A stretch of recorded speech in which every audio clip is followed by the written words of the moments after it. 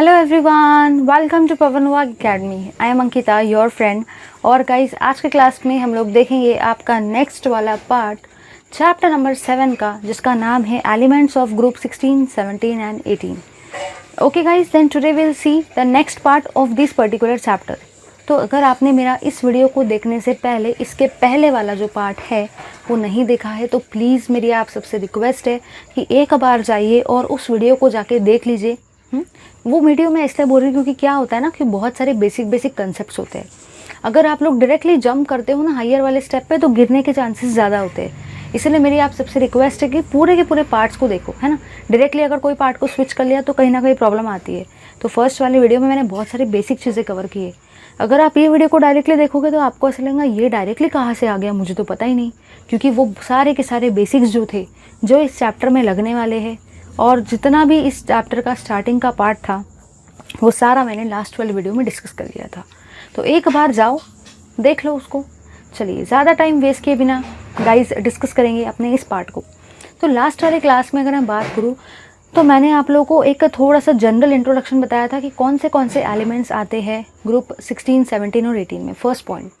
Second point, in the last lecture I discussed कि कौन से एलिमेंट्स जो रहते हैं उनके नेम्स कौन से होते हैं, जैसे कि चाल्कोजेंस होता है ना, हैलोजेंस होता है, इनका मीनिंग क्या होता है, ये भी मैंने लास्ट वाले क्लास में डिस्कस कराया था।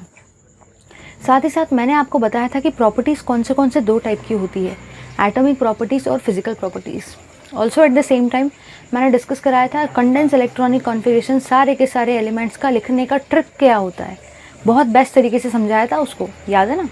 उसी के बाद में मैंने एटॉमिक प्रॉपर्टीज़ में पहला पार्ट जो डिस्कस किया था वो था आपका एटॉमिक और आयोनिक रेडियस, उसका ट्रेंड बताया था, उसका भी ट्रिक बताया था। और साथ ही साथ मैंने आपको उसी वाले क्लास में आयोनाइजेशन एंथैल्पी पढ़ाया था और आयोनाइजेशन एंथैल्पी का एक क्वेश्चन करवाया था, राइट। तो चलिए गाइस, ज़्यादा टाइम वेस्ट किए बिना देखते हैं उसी के कंटिन्यूशन में सबसे पहले एक क्वेश्चन को। अब आधे लोग सोचेंगे कि मैम क्वेश्चन जो है वो तो पेज नंबर 141 में है और थोड़ा सा पार्ट जो रह गया था वो तो पेज नंबर 140 पे, तो पहले हमको पेज नंबर 140 का पढ़ाओ ना, बाद में क्वेश्चन लेने का पेज नंबर 141 का। लेकिन सुनो रे सुनो, सारे के सारे सुनो, ये जो क्वेश्चन है ना पेज नंबर 141 पे, प्रॉब्लम नंबर 7.2, ये आपके आयोनाइजेशन एंथैल्पी पे बेस्ड है। इसलिए हम लोग को इसको पहले डिस्कस करना पड़ेगा। वो बुक वालों का मिस्टेक है, पहले प्रॉपर्टी दे दिया कोई और पेज पे और क्वेश्चन दे रहे कोई और पेज पे, ऐसा नहीं करना चाहिए। उन्होंने प्रॉपर्टी के नीचे में उसके क्वेश्चन देने चाहिए, लेकिन आपको टेंशन लेने की जरूरत नहीं है, अपन बिल्कुल उसी टाइप से लेने वाले। चलिए देखते हैं गाइस, पेज नंबर 141 का प्रॉब्लम नंबर 7.2। अगर आपको याद होगा तो प्रॉब्लम 7.1 था जो है वो मैंने ऑलरेडी डिस्कस करवा दिया था आपके फर्स्ट वाले लेक्चर में। चलिए देखते हैं इस प्रॉब्लम को। प्रॉब्लम 7.2 को हम लोग डिस्कस कर रहे हैं। चलिए, वो आपको बोल रहा है the value of first ionisation enthalpy of sulphur and chlorine are. उसने आपको फर्स्ट आयोनाइजेशन एंथैल्पी का वैल्यू दे रखा है, फर्स्ट आयोनाइजेशन एंथैल्पी। अब फर्स्ट मतलब ही क्या होता है, मैंने आयोनाइजेशन एंथैल्पी के नीचे में क्या लिखा है 1, क्योंकि वो क्या है फर्स्ट आयोनाइजेशन एंथैल्पी। उसने आपको सल्फर का दे रखा है और साथ ही साथ उसने आपको क्लोरीन का दे रखा है, ठीक है। सल्फर का जो फर्स्ट आयोनाइजेशन एंथैल्पी है वो है 1000 और ये है किलोजूल्स में, किलोजूल पर मोल में, और क्लोरीन का है 1256 किलोजूल पर मोल में। वो आपको ये पूछना चाहता है कि बताओ इसका रीज़न क्या है कि इतना ज़्यादा ट्रेंड जो है वो चेंज हो रहा है। ज़रा देखना, आप सबको याद है अलोंग द पीरियड, सबको याद है कि जब भी हम लोग पीरियड में मूव करते हैं, और पीरियड का ही एक और नाम क्या होता है, पीरियड का ही आपका एक और नाम होता है लेफ़्ट टू राइट। तो जब भी हम लोग मूव करते हैं लेफ़्ट टू राइट, जब भी हम लोग मूव करते हैं अलोंग द पीरियड, तो क्या ऑब्जर्व होता है, ऑब्जर्व होता है सबसे पहली चीज़ कि जो भी आपका इफेक्टिव न्यूक्लियर चार्ज है ना, इफेक्टिव न्यूक्लियर चार्ज वो इंक्रीज होता है, ठीक है। साइड बाय साइड और क्या होता है, जो भी आपका एटॉमिक साइज़ है ना, जो भी आपका एटॉमिक साइज़ है वो डिक्रीज़ होता है, ठीक है। और हम सबको ये वाला रिलेशन बहुत अच्छे से पता है कि जो भी हमारा आयोनाइजेशन एंथैल्पी होता है ना वो डायरेक्टली प्रोपोर्शनल होता है जेड इफेक्टिव को और इनवर्सली प्रोपोर्शनल होता है एटॉमिक साइज़ को या तो रेडियस को। अब खुद ही बताना, Ionization enthalpy is directly proportional to Z effective. Ionization enthalpy is directly proportional to Z effective. इसका मतलब क्या हुआ कि अगर Z effective बढ़ेगा तो आयोनाइजेशन एंथैल्पी भी क्या होगी, बढ़ेगी। अब बताओ, Z effective इंक्रीज हो रहा है तो आयोनाइजेशन एंथैल्पी भी क्या होंगी, इंक्रीज होगी। अब आप लोगों ने यहाँ पे ये देखा गाइस, अगर मैं ध्यान से देखती हूँ ना, oxygen, sulphur, selenium, tellurium, polonium, ओ से टेपो, उसके बाद में क्या था, फिर कल बाहर आई आंटी। तो मैंने यहाँ पे क्या ऑब्जर्व किया, ग्रुप 16 का है, ये ग्रुप 17 का है। मैंने यहाँ पे क्या ऑब्जर्व किया, मैंने यहाँ पे ये ऑब्जर्व किया कि सल्फर जो है ना वो लेफ्ट में है, क्लोरीन जो है वो राइट में है। और जब भी हम लोग मूव करते हैं ना from left to right along the period, क्या होता है, Z इफेक्टिव बढ़ता है, इसीलिए आपका आयोनाइजेशन एंथैल्पी भी क्या होगा, बढ़ेगा। इसलिए क्लोरीन का आयोनाइजेशन एंथैल्पी क्या है, ज़्यादा है, और सल्फर का आयोनाइजेशन एंथैल्पी क्या है, कम है। समझा या नहीं समझा, एक ही रीज़न बताने का बस। ऐसा नहीं कि सब क्वेश्चन को खूब ज़्यादा रट्टा मार रहे, इसका आंसर कुछ अलग था, उसका आंसर कुछ अलग था। कितने आंसर को याद रखोगे, कितने वैरायटी ऑफ आंसर को याद रखोगे, दिमाग तो एक ही है, सब्जेक्ट चार चार है ना, उसके अलावा मोबाइल, फेसबुक, व्हाट्सएप भी तो है। इसीलिए ज़रा टेंशन नहीं लेने का, एक क्लियर वाला जो आंसर है ना वही हर क्वेश्चन में चिपकाने का, वही हर क्वेश्चन में लिखो, ठीक है। तो बस क्या बताएंगे कि जब भी हम लोग लेफ़्ट टू राइट जाते हैं Z इफेक्टिव इंक्रीज होता है, एटॉमिक साइज डिक्रीज होता है, आयोनाइजेशन एंथैल्पी डायरेक्टली प्रोपोर्शनल होता है Z इफेक्टिव को। अगर Z इफेक्टिव बढ़ेगा तो आयोनाइजेशन एंथैल्पी भी क्या होगा, बढ़ेगा। इसीलिए क्लोरीन का आयोनाइजेशन एंथैल्पी भी कैसा है, ज़्यादा है। किससे, सल्फर से। ले लो इसका स्क्रीनशॉट।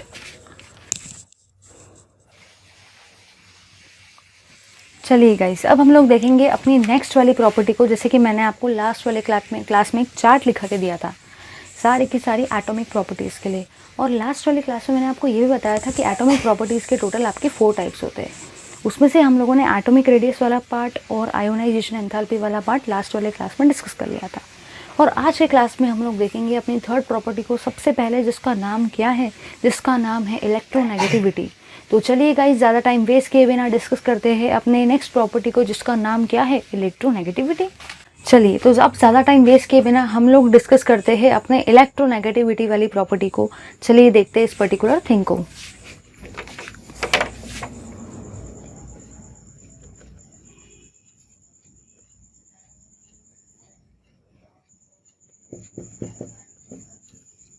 चलिए देखेंगे इलेक्ट्रोनेगेटिविटी को कि इलेक्ट्रोनेगेटिविटी क्या होता है। सबसे पहली चीज़ तो दिमाग में क्वेश्चन ये आता है कि मैम अब हमको सब पढ़ाने वाले हो, मुझे पता है सारी प्रॉपर्टीज़ बताओगे क्या क्या वेरिएशन है, बट पहले ये तो बताओ कि इलेक्ट्रोनेगेटिविटी होता क्या है। अगर यही नहीं बताओगे और सारी कहानी बता दी तो क्या मतलब, एटलीस्ट पता तो होना चाहिए कि इलेक्ट्रोनेगेटिविटी क्या है। तो चलिए ज़्यादा टाइम वेस्ट किए बिना सबसे पहले देखेंगे अपनी चीज़ को कि इलेक्ट्रोनेगेटिविटी होता क्या है। देखो, जो भी टेंडेंसी होती है ना, the tendency to attract the shared pair of electron, the tendency to attract the shared pair of electron towards itself is called as electronegativity, is called as electronegativity।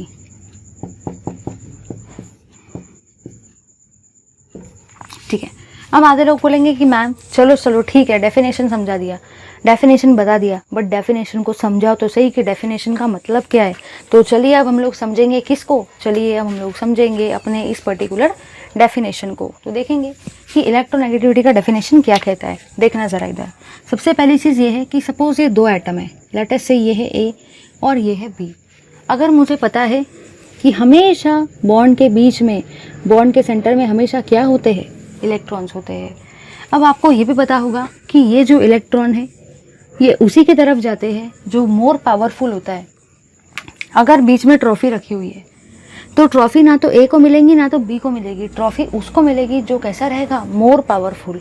पता है ना सबको, जो मोर पावरफुल रहता है, जो मोर स्ट्रॉन्ग रहता है, जो मोर इंटेलिजेंट रहता है, ट्रॉफी तो वही लेके जाता है ना। तो समझ जाओ ये ट्रॉफी है, और समझ जाओ लेट अस से, सपोज मैं बोल रही हूँ कि ये जो बी है ना ये मोर इलेक्ट्रोनेगेटिव है। मोर इलेक्ट्रोनेगेटिव मतलब ही क्या गाइस, ये जो बी है ना आपका, ये बहुत ज़्यादा पावरफुल है, बहुत ज़्यादा इंटेलिजेंट है, बहुत ज़्यादा स्ट्रॉन्ग है, कड़क है एकदम।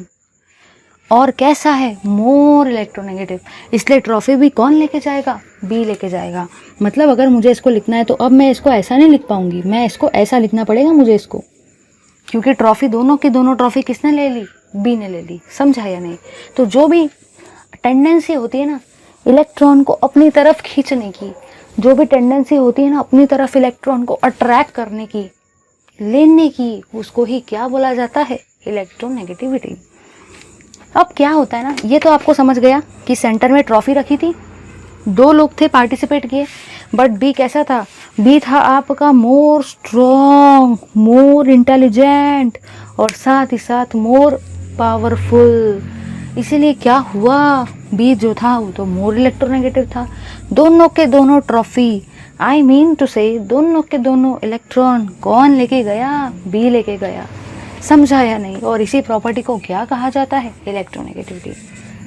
और क्या ऑब्जर्व किया गाइस, और मैंने ये ऑब्जर्व किया कि जो भी आपका फ्लोरीन होता है ना, फ्लोरीन ये होता है is the most electronegative element, most electronegative element in the periodic table. Periodic table में सबसे इलेक्ट्रोनेगेटिव एलिमेंट कौन होता है, सबसे ज़्यादा इलेक्ट्रोनेगेटिव एलिमेंट फ्लोरीन होता है। ये वाला जो पॉइंट मैं लिखा रही हूँ ना, ये बहुत सारे एंट्रेंस एग्जाम का फेवरेट क्वेश्चन होता है एग्जामिनर का, याद रखना है। बड़े बड़े क्वेश्चन एग्जाम्स में तो नहीं, जेई में तो नहीं, लेकिन एमएसटी में भी कभी कभी ऐसे क्वेश्चन आते हैं। तो फ्लोरीन आपका मोस्ट इलेक्ट्रोनेगेटिव एलिमेंट होता है पीरियोडिक टेबल में। सेकेंड पॉइंट आपको यहाँ पे ये रखना है, सेकेंड पॉइंट आपको यहाँ पे ये याद रखना है कि जो भी आपकी इलेक्ट्रोनेगेटिविटी होती है ना, जो भी आपकी इलेक्ट्रोनेगेटिविटी होती है ना, इलेक्ट्रोनेगेटिविटी वो क्या होती है, वो इंक्रीज होती है अलोंग द पीरियड।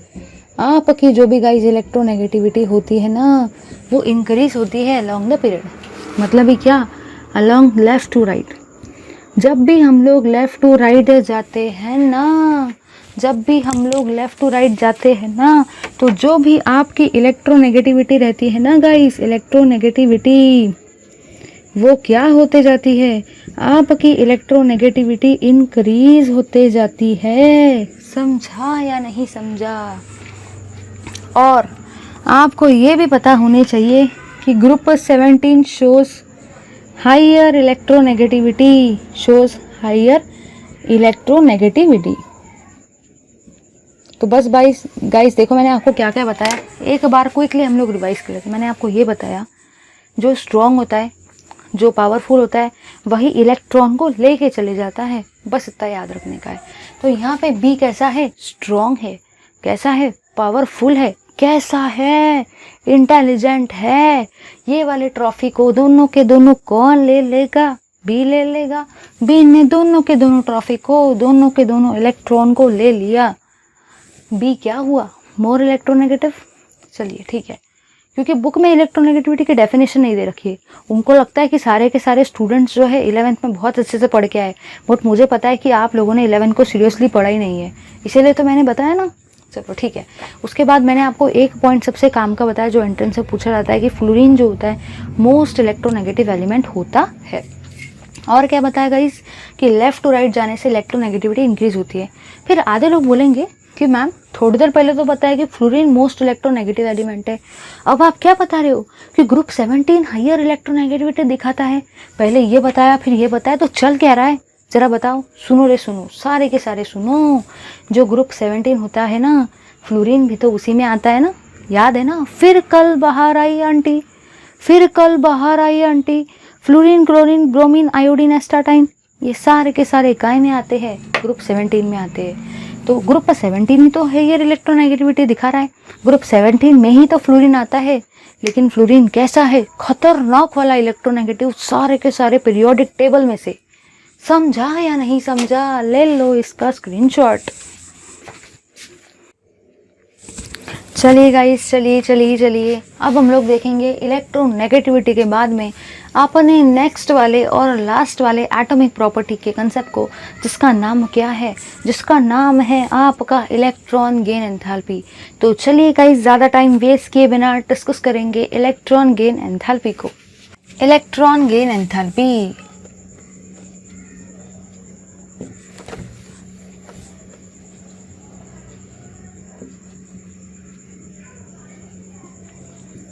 ठीक है। चलिए देखते हैं गाइस इलेक्ट्रॉन गेन एंथैल्पी को। क्या होता है ये इलेक्ट्रॉन गेन एंथैल्पी? सबसे पहली और सबसे काम की चीज़ जो हम लोगों को यहाँ पे पता होनी चाहिए वो ये होती है। आधे लोग बोलेंगे कि ठीक है प्रॉपर्टी समझा रहे हो, बट पहले हमको ये तो समझाओ कि इलेक्ट्रॉन गेन एंथैल्पी क्या होता है। प्रॉपर्टी पूरी बता दोगे, कहानी पूरी बता दोगे कि ये ऐसा इंक्रीज होता है वैसा डिक्रीज होता है, बट पहले ये तो बताओ कि है क्या चीज़। अगर वही नहीं पता रहेगा तो क्या मतलब पूरी प्रॉपर्टीज पढ़ के। तो चलिए गाइस, सबसे पहले डिस्कस करेंगे इस प्रॉपर्टी को, उसके बाद बढ़ेंगे आगे। तो मैं आपको ऐसा नहीं कि बहुत लंबी चौड़ी डेफिनेशन बताऊंगी फिर आप वो सारे के सारे रट्टा मारोगे और पेपर में छाप के आओगे, वैसा कुछ नहीं करने का। पहले समझ लेते हैं हम लोग।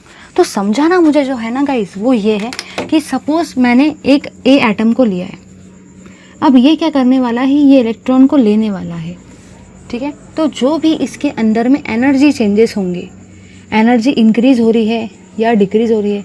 अब आधे लोग बोलेंगे चलो ठीक है, समझ में आ गया कि कोई भी एक एलिमेंट लेंगे या कोई भी एक एटम लेंगे, वो इलेक्ट्रॉन को ले लेगा।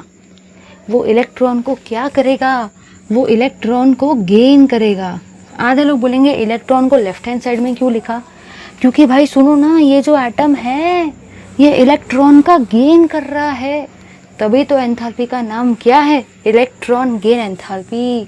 मतलब वो एंथैल्पी चेंजेस, वो एनर्जी चेंजेस जो होंगे जब कोई भी एटम इलेक्ट्रॉन को क्या करेगा, कोई भी एटम आपके इलेक्ट्रॉन को गेन करेगा। तो ऐसे वाले एंथैल्पी चेंज को, ऐसे वाले एनर्जी चेंज को हम लोग क्या कहते हैं, इलेक्ट्रॉन गेन एंथैल्पी। नाम में ही काम है, जैसे काम वैसे नाम। चलिए ठीक है। आधे लोग बोलेंगे हमको ये तो समझाओ कि एनर्जी चेंज नेगेटिव होता है या पॉजिटिव होता है, ये तो बताओ। तो सुनो ध्यान से, यहाँ पे हम लोग इसका परफेक्टली कुछ बता नहीं सकेंगे। तो अभी मैं आपको सारे के सारे एग्जाम्पल्स डिस्कस करवाने वाली हूँ, उसमें बताऊंगी कि किसके लिए पॉजिटिव होता है, किसके लिए नेगेटिव होता है। ऐसा नहीं कि आप लोग बोलेंगे कि इलेक्ट्रॉन गेन एंथैल्पी हमेशा पॉजिटिव रहेगा या हमेशा नेगेटिव रहेगा, ऐसा नहीं रहेगा। वो ग्रुप के साथ साथ वैरी करता है। अब आधे लोग बोलेंगे कि कैसे वैरी करता है, हमको तो बताओ। तो just wait for a while guys. अब हम लोग देखेंगे कि सारे के सारे ग्रुप के साथ में आपका जो भी है ना इलेक्ट्रॉन गेन एंथैल्पी, क्या वो पॉजिटिव रहता है या नेगेटिव रहता है, उन सब को डिस्कस करेंगे। चलिए देखते हैं इस पर्टिकुलर थिंग को। Before that I would like to tell you one thing. सबसे पहली चीज़ जो मुझे आपको बतानी है वो ये है कि जब भी हम लोग लेफ़्ट टू राइट जाते हैं, जब भी हम लोग लेफ़्ट टू राइट जाते हैं ना, लेफ़्ट टू राइट, ध्यान देना, बहुत काम का चीज़ है, बहुत काम का। जब भी हम लोग लेफ़्ट टू राइट जाते हैं, मतलब मैं क्या बात कर रही हूँ, अलोंग द पीरियड की बात कर रही हूँ। अगर मैं बात करती हूँ ना पीरियड की, तो मैंने यहाँ पे ये बताया कि मैं किसकी बात कर रही हूँ, अलोंग लेफ़्ट टू राइट, काय में, पीरियोडिक टेबल में। चलिए ठीक है। तो मैंने यहाँ पे ये ऑब्ज़र्व किया, मैंने यहाँ पे ये ऑब्ज़र्व किया कि जो भी मेरा जेड इफेक्टिव होता है ना, वो डायरेक्टली प्रोपोर्शनल होता है इलेक्ट्रॉन गेन एंथैल्पी को, इलेक्ट्रॉन गेन एंथैल्पी को, और इनवर्सली प्रोपोर्शनल होता है आपके एटॉमिक साइज को, ठीक है। तो यहाँ पे आप लोगों ने क्या ऑब्जर्व किया, ज़रा ध्यान देना। जब भी हम लोग लेफ़्ट टू राइट जाते हैं तो आपका जो भी जेड इफेक्टिव है, मैं यहाँ पे लिख देती हूँ, ठीक है। ज़रा ध्यान देना कि जब भी हम लोग जाते हैं अलोंग द पीरियड, अगर मैं बात करती हूँ ना अलोंग द पीरियड की, तो मतलब ही मैं किसकी बात कर रही हूँ, मतलब ही मैं बात कर रही हूँ लेफ़्ट टू राइट। अगर मैं पीरियोडिक टेबल में अलोंग द पीरियड मूव करती हूँ, इसी का मतलब अगर along the left to right अगर मैं पीरियड मूव करती हूँ पीरियड में, तो मैंने यहाँ पे ये ऑब्जर्व किया कि जो भी मेरा जेड इफेक्टिव है वो इंक्रीज़ होता है। क्या होता है, इंक्रीज़ होता है। और अभी हम लोगों ने क्या देखा कि Z effective is directly proportional to the electron gain enthalpy. आपका जेड इफेक्टिव डायरेक्टली प्रोपोर्शनल होता है इलेक्ट्रॉन गेन एंथैल्पी को। तो अगर जेड इफेक्टिव इंक्रीज होता है तो इलेक्ट्रॉन गेन एंथैल्पी भी क्या होगा, आपका इलेक्ट्रॉन गेन एंथैल्पी जो है ना वो भी इंक्रीज होगा। समझा या नहीं समझा? चलिए नेक्स्ट पॉइंट, अगर मैं बात करती हूँ ना अलोंग द ग्रुप की, अगर मैं बात करती हूँ ना अलोंग द ग्रुप की, ग्रुप में ही क्या आता है? ग्रुप में ही आता है भाई आपका टॉप टू बॉटम। जब भी मैं बात करती हूँ अलोंग द ग्रुप की, जब भी मैं बात करती हूँ टॉप टू बॉटम की, तो मैंने वहाँ पे क्या ऑब्जर्व किया कि जेड इफेक्टिव डिक्रीज होता है। और जब भी जेड इफेक्टिव डिक्रीज होगा, कम होगा, आपकी इलेक्ट्रॉन गेन एंथैल्पी भी क्या होती है? आपकी इलेक्ट्रॉन गेन एंथैल्पी भी क्या होगी? कम होगी, क्योंकि Z effective is directly proportional to the electron gain enthalpy. तो टॉप टू बॉटम आने से, ग्रुप में जाने से जेड इफेक्टिव डिक्रीज होता है, तो आपका इलेक्ट्रॉन गेन एंथैल्पी भी क्या होगा? इलेक्ट्रॉन गेन एंथैल्पी भी क्या होगा? डिक्रीज होगा। एक और पॉइंट जो मुझे आपको डिस्कस करवाना है यहाँ पे, वो ये है, ज़रा ध्यान देना, एकदम ध्यान से देखना। मुझे आपको ये बताना है कि जो भी आपके ग्रुप 16 के एलिमेंट है, जो भी आपके ग्रुप 17 के एलिमेंट है, वो आपको क्या शो करेंगे? वो आपको शो करेंगे नेगेटिव इलेक्ट्रॉन गेन एंथैल्पी। बहुत काम की चीज़ है, नेगेटिव इलेक्ट्रॉन गेन एंथैल्पी, ध्यान रखने का। वो आपको क्या शो करेंगे? Negative electron gain enthalpy. इस सेंटेंस को सबको याद रखना है, ठीक है, कि जो भी ग्रुप 16 और ग्रुप 17 के एलिमेंट है वो negative electron gain enthalpy show करेंगे।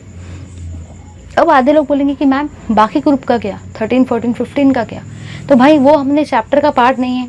अगर आपको वो डिस्कस करना है तो आप 11th स्टैंडर्ड के चैप्टर में चले जाओ। 13, 14, 15 वहाँ पे है ना? वहाँ पे आपका आई गेस चैप्टर नंबर 7 है। यस, चैप्टर नंबर 7 या चैप्टर नंबर 8 है वो। तो यहाँ पे आपका क्या है, ग्रुप 16 और ग्रुप 17 का डिस्कशन करना है, वो आपको नेगेटिव दिखाते हैं, याद रखना है। ये ऐसे क्वेश्चन पेपर में पूछे जाते हैं। आपको एक और पॉइंट गाइज यहाँ पे याद रखना है कि जो भी आपके ग्रुप 18 के एलिमेंट्स होते हैं, ग्रुप 18 के एलिमेंट्स, वो आपको शो करते हैं पॉजिटिव इलेक्ट्रॉन गेन एंथैल्पी का वैल्यू। क्या शो करते हैं? पॉजिटिव इलेक्ट्रॉन गेन एंथैल्पी का वैल्यू। ग्रुप 18 के elements positive electron gain enthalpy show करते हैं। अब दिमाग में क्वेश्चन ये आता है कि मैम ये क्या चल रहा है, कुछ भी समझ नहीं रहा है। हाँ, मुझे इतना समझ गया कि इलेक्ट्रॉन गेन एंथैल्पी क्या होता है। जब भी इलेक्ट्रॉन गेन कर लेते हैं तो जो भी एनर्जी चेंजेस होता है, चाहे वो प्लस होगा चाहे वो माइनस होगा, वो होगा इलेक्ट्रॉन गेन एंथैल्पी। चलो ठीक है, समझ गया। हाँ, मुझे ये भी समझ गया कि जब भी मैं लेफ्ट टू राइट जाती हूँ तो मेरा जेड इफेक्टिव इंक्रीज होता है। जेड इफेक्टिव डायरेक्टली प्रोपोर्शनल होता है इलेक्ट्रॉन गेन एंथैल्पी को, इलेक्ट्रॉन गेन एंथैल्पी भी इंक्रीज होती है। ठीक है, आगे आधे लोग बोलेंगे हाँ, मुझे ये भी समझ गया कि जब भी मैं ग्रुप में जाता हूँ, जब भी मैं टॉप टू बॉटम जाता हूँ ना, मैंने वहाँ पे ये ऑब्जर्व किया कि जेड इफेक्टिव डिक्रीज होता है, इलेक्ट्रॉन गेन एंथैल्पी भी डिक्रीज होगा। चलो ठीक है। अब लेस नेगेटिव और मोर नेगेटिव में कंफ्यूजन रहता है। आधे लोग तो वैसे अटक जाते हैं, ये इंक्रीज डिक्रीज का क्या चक्कर है, कहीं पे लेस इलेक्ट्रोनेगेटिव लिखा है, कहीं पे मोर नेगेटिव लिखा है, क्या चल रहा है। ठीक है, समझेगा वो सारा। फिर मैंने आपको क्या बताया, ग्रुप 16 और ग्रुप 17 आपको नेगेटिव इलेक्ट्रॉन गेन एंथैल्पी दिखाते हैं। भाई इस दिमाग को फिट कर लो सेंटेंस को। और क्या बताया, ग्रुप 18 हमेशा आपको पॉजिटिव इलेक्ट्रॉन गेन एंथैल्पी दिखाएंगे। याद रखने का, ये क्वेश्चन जो है ना, ये एग्जामिनर का फेवरेट क्वेश्चन होता है, याद रखना है भाई इसको। अब सुनो, आधे लोग बोलेंगे साइड में क्या किया था। चलो अब देखेंगे साइड वाले काम की चीज़ को, एकदम ट्विस्ट को जो आने वाला है। ट्विस्ट जो आने वाला है ना, वो ये है कि अगर मैं लिखती हूँ ग्रुप 16 को, ग्रुप 17 को और ग्रुप 18 को, ठीक है, ग्रुप 16 में कौन कौन आते हैं, ओ स से टे पो। कौन कौन आते हैं, ओ स से टे पो, ऑक्सीजन, सल्फर, सेलुडियम, तेलुनियम, पोलोनियम। ग्रुप 17 में कौन कौन आते हैं, फिर कल बाहर आई आंटी। कौन कौन आते हैं, फिर कल बाहर आई aunty, fluorine, chlorine, bromine, iodine, astatine. Group 18 में कौन कौन आते हैं, निन्ना, अरीना, कलर, जेरोक्स, रंगीन। निन्ना, अरीना, कलर, जेरोक्स, रंगीन। ठीक है, ये आपको याद रखना, neon, argon, krypton, xenon, radon. चलिए ठीक है। आधे लोग बोलेंगे ये तो हमको भी पता है, बताने क्या वाले वो बताओ। चलो सुनो, सारे के सारे सबको ये बात भी बहुत अच्छे से पता है। मैंने लास्ट वाले क्लास में बताया था कि भाई ये सारे के सारे आपके सेकंड पीरियड के एलिमेंट है। सबको याद है क्या? लास्ट वाले क्लास में बताया था, इसलिए बोला जाके फर्स्ट वाला पार्ट देखो। ये सारे के सारे आपके सेकेंड पीरियड के, और ये सारे के सारे जो होते हैं ना, ये आपके थर्ड पीरियड के। अब गाइज हम लोगों ने क्या ऑब्जर्व किया कि नीचे जाने से आपकी इलेक्ट्रॉन गेन एंथैल्पी का वैल्यू क्या होना चाहिए। टॉप टू बॉटम जाने से, अलोंग द ग्रुप जाने से, नीचे जाने से आपके इलेक्ट्रॉन गेन एंथैल्पी का वैल्यू डिक्रीज होता है। ठीक है, नीचे जाने से इलेक्ट्रॉन गेन एंथैल्पी का जो भी वैल्यू है ना वो डिक्रीज होना चाहिए। ठीक है, ये ऐसा लिखा गया है। लेकिन यहाँ पे एक एक्सेप्शन आ जाता है। वो एक्सेप्शन क्या कहेगा हम सारे के सारे देखेंगे, उससे पहले ले लो इसका स्क्रीनशॉट। चलिए देखते हैं कि वो एक्सेप्शन एक्चुअली कहता क्या है। तो आपका इलेक्ट्रॉन गेन एंथैल्पी का हम लोग एक्सेप्शन देख रहे हैं। इलेक्ट्रॉन गेन एंथैल्पी का क्या डिस्कस कर रहे हैं गाइज, हम लोग एक्सेप्शन डिस्कस कर रहे हैं। सबको पता है कि दुनिया में हर चीज़ का कोई ना कोई ड्रॉबैक्स होता है। आपको लगता होगा ये चीज़ तो बहुत अच्छी है, लेकिन हर चीज़ का कुछ ना कुछ ड्रॉबैक, कुछ ना कुछ खामियां तो होती है। ठीक है, और हम लोग हमेशा खामियों के पीछे ही भागते रहते हैं। तो चलिए देखते हैं उस चीज़ को। और एग्जामिनर भी खामियों के पीछे ही भागते रहता है। जैसे हम किसी ना किसी की बुराई ढूंढने में लगे रहते हैं, अच्छाइयों को देखते ही नहीं है, बस वो 1% बुराई को खींचतान करते रहते हैं। In the same fashion examiner भी क्या करता है, जो भी एलिमेंट्स में खामियां है ना, जो भी एलिमेंट्स के ड्रॉबैक है ना, जो भी एलिमेंट्स के एक्सेप्शन है ना, उन्हीं के पीछे भागते रहता है। समझा या नहीं? तो अब देखेंगे उसको, क्योंकि एग्जामिनर का फोकस होता है यहाँ पे, तो अपन को भी फोकस करना पड़ेगा यहाँ पे। किसके लिए? मार्क्स के लिए। चलिए, तो मैंने यहाँ पे क्या ऑब्जर्व किया पता है? मैंने यहाँ पे ये ऑब्जर्व किया, अगर मैं सोच रही थी तो ऑक्सीजन का इलेक्ट्रॉन गेन एंथैल्पी ज़्यादा होना चाहिए था सल्फर से, ये मैंने सोचा था। ठीक है, क्योंकि नीचे जाने से क्या होता है, नीचे जाने से इलेक्ट्रॉन गेन एंथैल्पी डिक्रीज होती है। मतलब ऑक्सीजन की इलेक्ट्रॉन गेन एंथैल्पी ज़्यादा होना चाहिए था सल्फर से, ऐसा मैंने सोचा था। मैंने ये भी सोचा था कि फ्लोरीन की इलेक्ट्रॉन गेन एंथैल्पी ज़्यादा होनी चाहिए। और हैलोजन का तो भाई कोई बात ही नहीं कर सकते, क्योंकि वो तो खूबच महान लोग हैं, उनकी पॉजिटिव इलेक्ट्रॉन गेन एंथैल्पी है, तो उसके ये हम लोग उसको साइड में रखते हैं। मैंने ऑब्जर्व ये किया था कि ऑक्सीजन की ज़्यादा होनी चाहिए सल्फर से, फ्लोरीन की ज़्यादा होनी चाहिए क्लोरीन से, क्योंकि नीचे जाने से इलेक्ट्रॉन गेन एंथैल्पी क्या होती है? डिक्रीज। तो जाहिर सी बात है इसकी ज़्यादा होगी इससे, इसकी भी ज़्यादा होगी इससे। बट एक्चुअली ऐसा ऑब्जर्व हुआ ही नहीं, एक्चुअली ऐसा ऑब्जर्व हुआ ही नहीं। आधे लोग बोलेंगे जब हुआ ही नहीं तो डायरेक्टली हमको पढ़ा दिया होता था, ये इतनी सारी राम कहानी क्यों गए आप? तो सुनो, अगर मैं आपको ये वाली कहानी समझाती ही नहीं थी तो आप पता है क्या करते? तो आपको ये चीज़ याद ही नहीं रहता था। ये चीज़ को याद मुझे आपको दिमाग में फिट करवा देने का है, इसलिए मुझे ये वाली चीज़ को पहले समझाना पड़ा कि ऐसे दिमाग में ख्याल आते हैं, ऐसी वाली चीज़ें दिमाग में आती है, लेकिन इसको क्या कर देने का? कैंसिल कर देने का। अब सुनो, होता क्या है? होता ये है कि जो भी आपके एलिमेंट्स होते हैं ना, एलिमेंट्स ऑफ सेकेंड पीरियड, जो भी आपके एलिमेंट्स होते हैं ना सेकेंड पीरियड के जो भी एलिमेंट्स होते हैं ना, उनकी इलेक्ट्रॉन गेन एंथैल्पी लेस होती है than the elements of third period. Second period की एलिमेंट की इलेक्ट्रॉन गेन एंथैल्पी कम होती है। नहीं समझाना? नहीं समझा? चलिए देखो यहाँ पे सारे के सारे मैंने यहाँ पे ये ऑब्जर्व किया कि ऑक्सीजन की इलेक्ट्रॉन गेन एंथैल्पी सल्फर से कम होती है इन ग्रुप 17, और मैंने यहाँ पे ये भी ऑब्जर्व किया कि फ्लोरीन की इलेक्ट्रॉन गेन एंथैल्पी लेस होती है देन क्लोरीन इन ग्रुप 18। अब आधे लोग बोलेंगे मेरा तो पूरा दिमाग घूम गया, ये क्या चल रहा है, कुछ समझ ही नहीं रहा है। तो सुनो रे सुनो, सारे के सारे ध्यान से सुनो। क्या देखा मैंने यहाँ पे ये ऑब्जर्व किया कि होना चाहिए था इसका इससे ज़्यादा, फ्लोरीन का क्लोरीन से ज़्यादा, बट हुआ क्या? वो कुछ और ही हुआ। हुआ ये कि ऑक्सीजन का कम हो गया electron gain enthalpy, less negative electronegative हो गया। किससे? सल्फर से। और फ्लोरीन की इलेक्ट्रोनेगेटिविटी, फ्लोरीन की जो भी इलेक्ट्रॉन गेन एंथैल्पी वो भी कम हो गई क्लोरीन से। अब दिमाग में आता है ऐसा क्यों हुआ? चलो ठीक है, एक्सेप्शन है, समझ सकती हूँ, बट कुछ ना कुछ तो रीज़न होगा ना, और आपको भी पेपर में रीज़न देने का है। ये वाली चीज़ अगर आपको कोई भी एमसीक्यू में, कोई भी एंट्रेंस में आ गई तो सबसे पहले आपको पूछेगा इसका रीज़न क्या है, तो पता होना चाहिए। इसका रीज़न ये है, ध्यान से सुनो, रीज़न ये है कि जो ऑक्सीजन होता है ना, oxygen has smaller size. Oxygen का साइज कैसा होता है? छोटा होता है than that of sulphur. Oxygen का जो भी आपका साइज होता है ना, वो कैसा होता है? वो स्मॉलर होता है सल्फर से, जिसके वजह से ऐसा एक्सेप्शन ऑब्जर्व हुआ जाता है। फिर यहाँ पे भी मैंने क्या देखा? मैंने यहाँ पे ये देखा कि जो भी मेरा फ्लोरीन है ना, फ्लोरीन, फ्लोरीन का भी साइज़ कैसा होता है? फ्लोरीन का भी साइज़ होता है smaller than that of chlorine, than that of chlorine. तो समझा या नहीं समझा? मैंने यहाँ पे क्या ऑब्जर्व किया? मैंने यहाँ पे ये ऑब्जर्व किया, चाहे मैं ग्रुप 16 की बात करूँ, चाहे मैं ग्रुप 17 की बात करूँ, सेम चीज़ ऑब्जर्व हुई कि ऑक्सीजन का इलेक्ट्रॉन गेन एंथैल्पी सल्फर से कम है, फ्लोरीन का इलेक्ट्रॉन गेन एंथैल्पी क्लोरीन से कम है। उसका रीज़न क्या बताया? ऑक्सीजन का साइज़ छोटा होता है सल्फर से, फ्लोरीन का साइज़ छोटा होता है क्लोरीन से, जिसके वजह से ही तो ये सारे गड़बड़ियाँ हो रही है, जिसकी वजह से तो ये सारे एक्सेप्शंस आ रहे हैं। ले लो इसका स्क्रीनशॉट। चलिए गाइस, तो after completing all our atomic properties, now will switch to the next part, जो कि है आपका सबका वेरी मच इंटरेस्टिंग पार्ट, जिसका नाम है फिजिकल प्रॉपर्टी। तो एटॉमिक प्रॉपर्टी को गाइस हम लोगों ने यहाँ पे कर दिया है फिनिश, और अब हम लोग मूव कर रहे हैं, एंटर ले रहे हैं अपने नेक्स्ट पार्ट की तरफ, जो कि है आपका फिजिकल प्रॉपर्टी। तो चलिए ज़्यादा टाइम वेस्ट किए बिना डिस्कस करते हैं अपने फिजिकल प्रॉपर्टी वाले सेक्शन को। एक और बात, जिन लोगों को ऐसा लग रहा होगा कि ये चैप्टर कितना डिफिकल्ट है, बहुत सारे लोगों ने तो इसके बारे में र्यूमर्स फैला के रख दिए कि ये चैप्टर बहुत डिफिकल्ट है, पढ़ना मत, पेपर में बिल्कुल लिखते नहीं आएगा। वो लोग सारे के सारे ध्यान से कान खोल के सुनो, ये चैप्टर होगा डिफिकल्ट बाकी लोगों के लिए, लेकिन मैं तुम लोगों के लिए ये चैप्टर एकदम ईजी बना दूंगी, एकदम ईजी। सिर्फ सारे के सारे क्लासेस करते रहो, देखते रहो। चलिए देखते हैं नेक्स्ट पार्ट को। चलिए देखेंगे गाइज हम लोग हमारे नेक्स्ट पार्ट को, फिजिकल प्रॉपर्टीज़ को।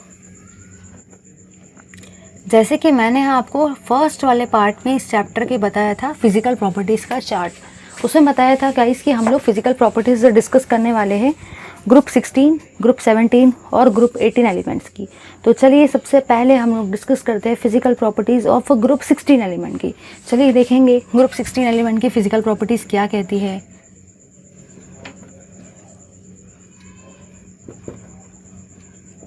चलिए देखते हैं। सबसे पहली बात तो आपको पता होना चाहिए कि ग्रुप 16 में आता कौन कौन है। तो गाइज याद रखना है कि ग्रुप 16 में कौन कौन आता है।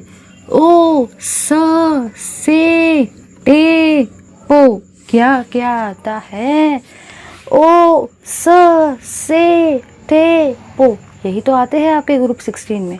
इनका नाम क्या है? Oxygen, sulphur, selenium, tellurium, polonium. चलो ठीक है, अब देखो ध्यान से सुनना, एकदम ध्यान से। सारी की सारी चीज़ें आती है भाई, आती है। जो ऑक्सीजन होता है ना, सबको पता है भाई, सबको पता है कि जो भी आपका ऑक्सीजन होता है ना, ऑक्सीजन वो कैसा होता है? वो गैस होता है। और बाकी सारे के सारे एलिमेंट जो आपके होते हैं ना, वो कैसे होते हैं? वो सॉलिड में होते हैं। ठीक है, ये हम लोग रूम टेम्परेचर पे बात कर रहे हैं। ऐसा नहीं कि हाई टेम्परेचर पे आधे लोग बोलेंगे मैम सल्फ़र तो गैस भी होती है, फिर आपने सल्फ़र सॉलिड क्यों लिखा? क्योंकि भाई हम लोग ये बात कर रहे हैं एट रूम टेम्परेचर। कौन से टेम्परेचर पे? Room temperature. अब आधे लोग बोलेंगे रूम टेम्परेचर मतलब क्या? वो टेम्परेचर जो हमारे रूम का है? नहीं रे भाई नहीं, जो हमारे एनवायरनमेंट का टेम्परेचर है, जो हमारे एटमॉस्फेयर का टेम्परेचर है, जो कि नॉर्मल टेम्परेचर है जिस पे हम लोग लिव कर रहे हैं, वो क्या है? आपका रूम टेम्परेचर। तो रूम टेम्परेचर पे गैस होता है ऑक्सीजन। ऑक्सीजन कैसा होता है? गैस सबको पता है ना, ऑक्सीजन ही तो हम लोग लेते हैं, यस और नो। और बाकी सारे के सारे कैसे होते हैं? सॉलिड होते हैं।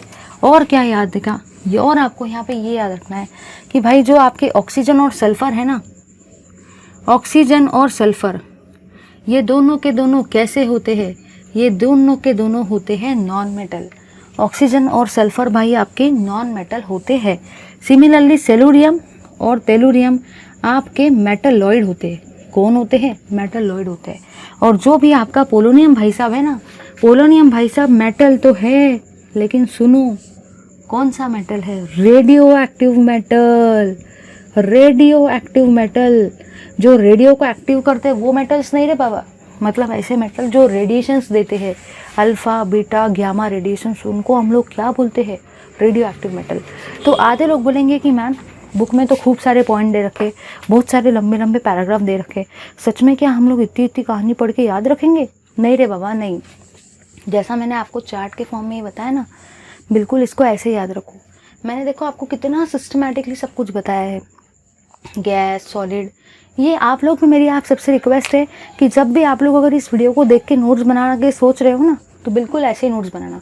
कितना मस्त लग रहा है पढ़ने में। देखो ऑक्सीजन गैस होता है, सल्फ़र, सेलुरियम, तेलुरियम, पोलोनियम सॉलिड होते हैं, ऑक्सीजन और सल्फर नॉन मेटल होते हैं, सेलोनियम और तेलोनियम मेटालॉइड होते हैं, और पोलोनियम आपका रेडियो एक्टिव मेटल होता है। देखो कितना मस्त चार्ट लग रहा है। ऐसे चार्ट को पढ़ने में मज़ा तो भी आता है, बुक में क्या इतनी लंबी चौड़ी कहानी पढ़ के याद रखेंगे।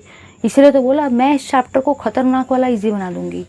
और क्या आप लोगों ने यहाँ पे याद किया, और आपको यहाँ पे ये याद रखना है कि जो भी आपके ग्रुप 16 के एलिमेंट होते हैं ना, ग्रुप 16 के एलिमेंट वो आपको शो करते हैं allotropy.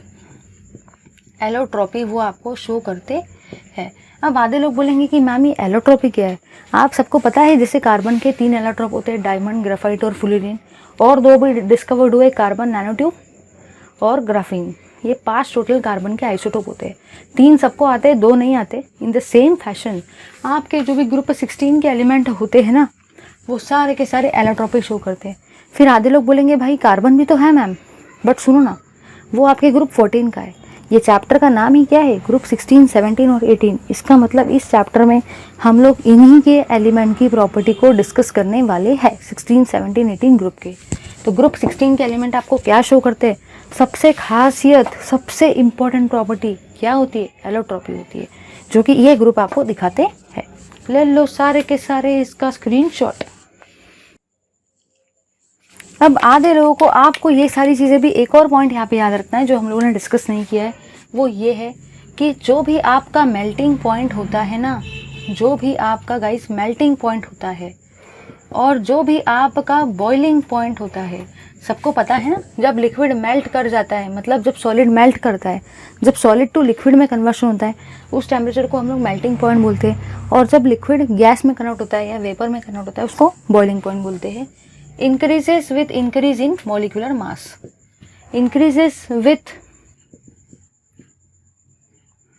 increase in atomic number। Atomic number मतलब ही क्या होगा, मॉलिक्यूलर वेट या मॉलिक्यूलर मास ही तो बढ़ेगा ना।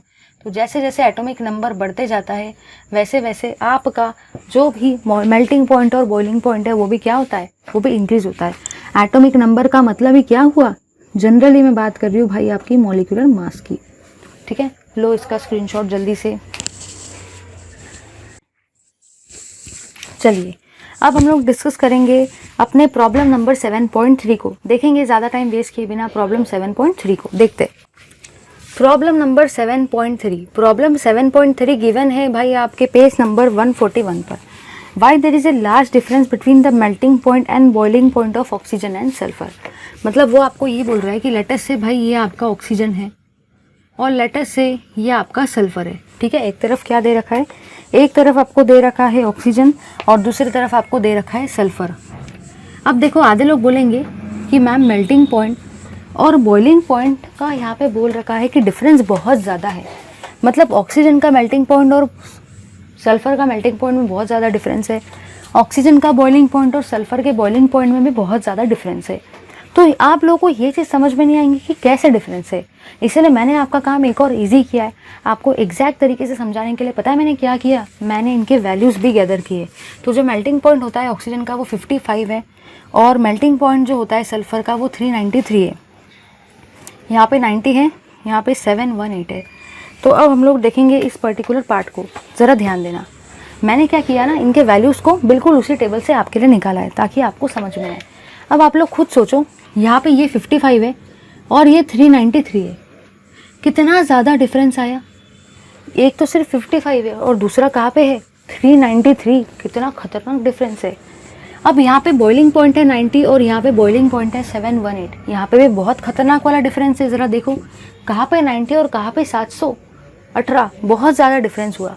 अब हम लोग को देखने का है कि यहाँ पे चक्कर क्या है। चलिए देखना, ज़रा ध्यान से देखना। सबसे पहली बात, आपको मैं एक ट्रिक पढ़ा रही हूँ। ये ट्रिक बुक में नहीं दे रखा है, बुक में बहुत लंबी चौड़ी इन्फॉर्मेशन दे रखी है, मैं आपको एकदम ट्रिक के फॉर्म में एकदम ईजियर वे में समझा रही हूँ।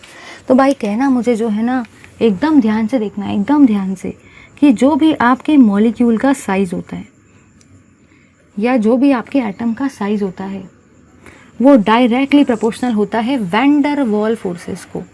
वैन डर वाल फोर्सेस को डायरेक्टली प्रोपोर्शनल होता है।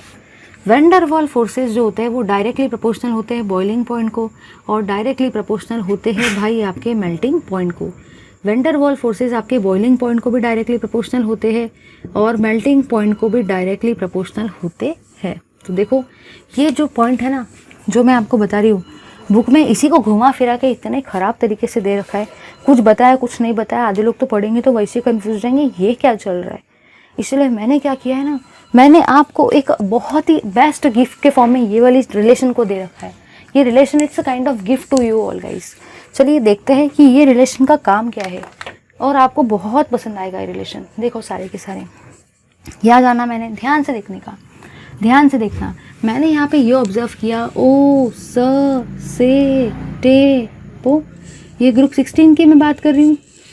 ओ स से टे पो, मैंने क्या ऑब्जर्व किया, मैंने ये ऑब्जर्व किया कि नीचे जाने से साइज क्या होता है, बढ़ता है। आधे लोग बोलेंगे हमको कैसे याद रहेगा, याद करो लास्ट वाले क्लास में बताया था सीधा ट्रायंगल, लास्ट वाले क्लास में बताया था सीधा ट्रायंगल, नीचे जाने से साइज क्या होता है, इंक्रीज होता है। अब सारे के सारे ध्यान से देखना, मैंने यहाँ पे ये ऑब्जर्व किया कि जो भी आपका सल्फर है ना, sulphur has higher size, sulphur has higher molecular size than oxygen. जो भी आपका सल्फर है ना, उसका मोलिकुलर साइज कैसा है, ज़्यादा है ऑक्सीजन से। यह आपका ऑक्सीजन है, यह आपका सल्फर है। नीचे जाने से साइज बढ़ता है, नीचे जाने से साइज इंक्रीज होता है। बताया था ना सीधा ट्रायंगल। तो सल्फर का जो भी मोलिकुलर साइज है वो कैसा है, ज़्यादा। सो जो भी आपका सल्फर है ना, हैव, सल्फर का क्या रहेगा, हाइयर वैंडरवाल फोर्सेस रहेगा। मतलब मैंने यहाँ पे क्या ऑब्जर्व किया, ध्यान से सुनो, मैंने यहाँ पे ये ऑब्जर्व किया कि सल्फर का साइज है बड़ा, सल्फर का साइज है बड़ा, किससे, ऑक्सीजन से। सल्फर का मोलिकुलर साइज है बड़ा। अब molecular size is directly proportional to the van der Waals forces. अगर मोलिकुलर साइज है बड़ा तो वैंडरवाल फोर्सेस भी कैसा रहेगा, बड़ा। वैंडरवाल फोर्सेस भी कैसा रहेगा, बड़ा, हाइयर। तो मेल्टिंग पॉइंट और बॉइलिंग पॉइंट भी क्या होते हैं, directly proportional to size, directly proportional to the van der Waals forces. मतलब सल्फर का जो कि मॉलिक्यूलर साइज है ज़्यादा, तो उसका वैंडरवाल फोर्सेस भी कैसा रहेगा, ज़्यादा। उसका बॉइलिंग पॉइंट भी कैसा रहेगा, ज़्यादा। और मेल्टिंग पॉइंट भी कैसा रहेगा, ज़्यादा। किससे, ऑक्सीजन से। इसलिए मैं क्या लिखूँगी, so sulphur have higher melting point and boiling point than oxygen. इसलिए आपको लास्ट में क्या लिखना है, so there is a large difference in the boiling point and melting point of sulphur. ये वैल्यूज़ को आपको याद नहीं करना है, मैंने डेटा इससे दिखाया ताकि पता चले कि कितना खतरनाक वाला डिफरेंस आ रहा है।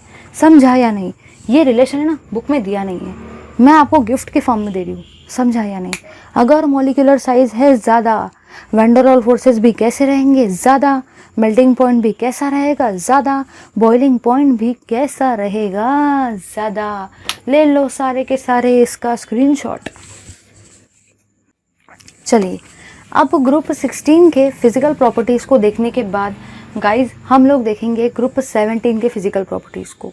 तो चलिए ज़्यादा टाइम वेस्ट किए बिना डिस्कस करते हैं ग्रुप 17 के फिजिकल प्रॉपर्टीज़ को। चलिए देखेंगे ग्रुप 17 के फिजिकल प्रॉपर्टीज़ को, देखते हैं।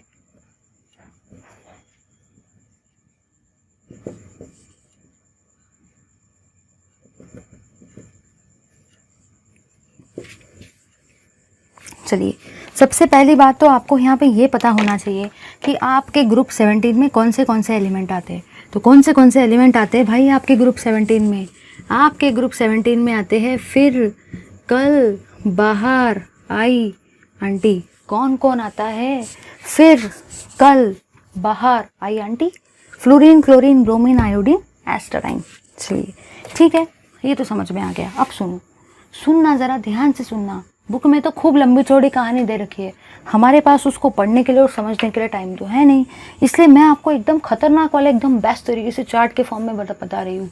याद ये रखना है भाई कि फ्लोरीन जो होता है ना, फ्लोरीन और क्लोरीन ये दोनों के दोनों आपके गैस होते हैं, ठीक है। ब्रोमीन जो होता है वो आपका लिक्विड होता है, और एसिडाइन की हम लोग बात नहीं करते क्योंकि वो रेडियो एक्टिव होता है, और आयोडीन आपका सॉलिड होता है, ठीक है। फ्लोरीन और क्लोरीन आपके गैस होते हैं, ब्रोमीन आपका लिक्विड होता है, और आयोडीन क्या होता है, सॉलिड होता है। और पता है मैंने क्या ऑब्जर्व किया, मैंने यहाँ पे जो ऑब्जर्व किया ना वो ये है कि आपके फ्लोरीन का कलर होता है येलो। फ्लोरीन का कलर कैसा होता है?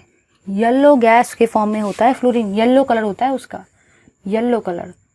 क्लोरीन का भी आपका येलो ही कलर होता है, क्लोरीन का भी येलो कलर होता है। ब्रोमीन का होता है भाई आपका रेड कलर, और आयोडीन का होता है वॉयलेट कलर। आधे लोग बोलेंगे मैम बस आप तो बढ़ाते ही जा रहे हो, सारे के सारे बस कोरा हमको कलर बताते जा रहे हो, हमको कैसे याद रहेगा, वो भी तो समझाओ। तो सुनो, फ्लोरीन और क्लोरीन का येलो कलर रहता है, ब्रोमीन का रेड होता है। अब सुनो, आयोडीन का कैसे याद रखोगे? आप लोगों ने देखा होगा कि कभी जैसे हम लोग को कोई वुंड आ जाता है या कोई इंजुरी आ जाती है, जैसे कभी कभी कोई डॉग किसी को काट लेता है ना, बोलते हैं ना हम लोग कुत्ते ने काट लिया, तो क्या होता है ना यहाँ पे बहुत बड़ा वाउंड आ जाता है। अगर आप में से किसी को आया होगा तो याद होगा। तो जब भी हम लोग डॉक्टर के पास जाते हैं या जब हम गिर जाते हैं, इंजुरी आ जाती है, डॉक्टर के पास जाते हैं, तो सबसे पहले डॉक्टर क्या करता है बताएं? कॉटन के अंदर में आयोडीन को लेकर पूरी की पूरी स्पेस को क्लीनिंग करता है। पता है सबको, पूरी की पूरी स्पेस क्लीन की जाती है। तो याद रखना है, कॉटन में वो आपके आयोडीन को लेता है। अब आयोडीन उस वक्त गैस और लिक्विड नहीं होता है, आयोडीन आपका सॉलिड नेचर का होता है। सॉलिड आयोडीन को वो कॉटन से ऐसा लेता है, कॉटन लेता है ना, कॉटन वो सॉलिड आयोडीन के अंदर में डालता है। सबसे पहला पॉइंट, आप लोग बोलेंगे ये इंजुरी में हमको क्यों लेके जा रहे? सुनो रे बाबा, सुनो, ध्यान से सुनो। कॉटन के अंदर में जब हम लोग वो आयोडीन को लेते हैं ना, तो वो आयोडीन आपके सॉलिडिफाइड फॉर्म में होता है, जिससे ये चीज़ प्रूव हो गई कि आयोडीन सॉलिड है, आपको याद रखने में दिक्कत नहीं आएगी। सेकेंड पॉइंट, आप लोगों ने देखा होगा कि जब वो डॉक्टर कॉटन में लेके क्लीन करता है, पूरी की पूरी स्पेस आपकी वॉयलेट कलर की होती है, क्योंकि आपके आयोडीन का कलर भी कौन सा होता है? वॉयलेट होता है। समझा या नहीं समझा? बोलो रे बाबा बोलो, समझा या नहीं समझा? कॉटन को लिया सॉलिड आयोडीन से, वॉयलेट कलर का होता है, क्योंकि समझा या नहीं? बस इतना पता होना चाहिए। चलो, बहुत मस्त तरीके से समझा होगा। अब आ जाओ सारे के सारे यहाँ पे। आगे मैंने यहाँ पे जो ऑब्जर्व किया ना वो ये है कि फ्लोरीन और क्लोरीन जो होते हैं वो शो करते हैं रिएक्शन विथ वाटर। फ्लोरीन और क्लोरीन गाइज आपके शो करेंगे आपको रिएक्शन विथ पानी, रिएक्शन विथ वाटर के साथ में वो आपको रिएक्शन शो करेंगे। बट ब्रोमीन और आयोडीन जो होते हैं ना, वो पता है क्या होते हैं? वो स्पैरिंगली सोल्यूबल होते हैं। अब आधे लोग बोलेंगे ये स्पैरिंगली सोल्यूबल क्या है? स्पैरिंगली सोल्यूबल का मतलब होता है आधे अधूरे सोल्यूबल होते हैं, आधे अधूरे से सोल्यूबल होते हैं वो, ठीक है, इन पानी या वाटर, ठीक है। इतनी प्रॉपर्टी आपको याद रखनी है। देखो बुक में कितना गंदे तरीके से दे रखा था, अलग अलग इतनी लंबी कहानी दे रखी, किसके पास इतना टाइम है यार। लेकिन मैंने देखो कितने सही तरीके से इसको एक्सप्लेन कर दिया है। सारे के सारे अपने नोट्स बनाते हुए किसको ऐसे ही लिखना, ठीक है, बहुत काम की चीज़ें ये। अब ऐसा तो अगर आधे लोग सोचेंगे आप क्या नोट्स बनाएंगे, लेकिन भाई मेरी रिक्वेस्ट आपसे ये है कि नोट्स बनाते चलो। नोट्स बनाने से क्या होगा, वीडियो को फिर बार बार नहीं देखना पड़ेगा। एक बार नोट्स बन गए ना तो फिर हम लोग वो नोट्स को ही फटाफट रिवाइज कर सकते हैं। ये नोट्स कहीं ना कहीं they are going to help you a lot while giving entrance, while solving entrance exams questions also, right. तो चलिए ले लो सारे के सारे इसका स्क्रीनशॉट। साथ ही साथ आपको यहाँ पे एक और पॉइंट जो याद रखने का है वो ये है कि जो भी आपके बॉन्ड डिसोसिएशन एंथैल्पी का ऑर्डर है ना, बॉन्ड डिसोसिएशन एंथैल्पी का जो भी आपका ट्रेंड है या जो भी आपका बॉन्ड डिसोसिएशन एंथैल्पी का ऑर्डर होता है वो सबसे ज़्यादा होता है क्लोरीन में, फिर होता है आपके ब्रोमीन में, फिर होता है आपके फ्लोरीन में, और फिर होता है आपके आयोडीन में। बॉन्ड डिसोसिएशन एंथैल्पी मतलब ही क्या होता है? बॉन्ड को डिसोसिएट करने के लिए, बॉन्ड को तोड़ने के लिए जो भी एनर्जी आपको लगती है ना, उसी का नाम क्या होता है? Bond dissociation enthalpy. सबसे ज़्यादा क्लोरीन के लिए होती है, फिर ब्रोमीन के लिए, फिर फ्लोरीन के लिए, फिर आयोडीन के लिए। सबसे पहली चीज़ दिमाग में क्वेश्चन ये आएगा कि मैम ये क्वेश्चन इंपॉर्टेंट है क्या? ये क्वेश्चन भाई बहुत ज़्यादा इंपॉर्टेंट है, क्योंकि मैक्सिमम स्टूडेंट यहाँ गड़बड़ी करके आते हैं। किसी के भी दिमाग में यह आंसर आता भी नहीं कि ऐसा भी कोई ऑप्शन हो सकता है एंट्रेंस में, ऐसा भी कोई ऑप्शन हो सकता है आपके स्टेट बोर्ड के MCQ के एग्जाम में। याद रखना है, ठीक है। क्लोरीन का सबसे ज़्यादा, फिर ब्रोमीन का, फिर फ्लोरीन का, और सबसे लास्ट में आयोडीन का। अब आधे लोग बोलेंगे ठीक है, रीज़न बताओ। रीज़न भी सुनेंगे, क्योंकि रीज़न जो है ना वो एक पर्टिकुलर क्वेश्चन में आ रहा है, तो हम लोग उस क्वेश्चन को भी सॉल्व करेंगे तो चलिए देखते हैं वो दोनों के दोनों क्वेश्चंस को, जिससे आपके ये वाले कंसेप्ट क्लियर होने वाले। तो चलिए देखेंगे ज़्यादा टाइम वेस्ट किए बिना वो दोनों के दोनों क्वेश्चंस को। चलिए सबसे पहले हम लोग डिस्कस कर रहे हैं प्रॉब्लम नंबर 7.4 को। तो चलिए गाइस ज़्यादा टाइम वेस्ट किए बिना डिस्कस करेंगे अपने सारे के सारे प्रॉब्लम नंबर 7.4 को, जो कि गिवन है पेज नंबर 141 पर। चलिए देखते हैं, ठीक है। प्रॉब्लम 7.4 आपको बोल रखा है fluorine has less negative electron gain enthalpy than fluorine. उसने आपको ये बोला है कि जो फ्लोरीन होता है उसकी इलेक्ट्रॉन गेन एंथैल्पी जो है ना वो कम है फ्लोरीन से। लेस नेगेटिव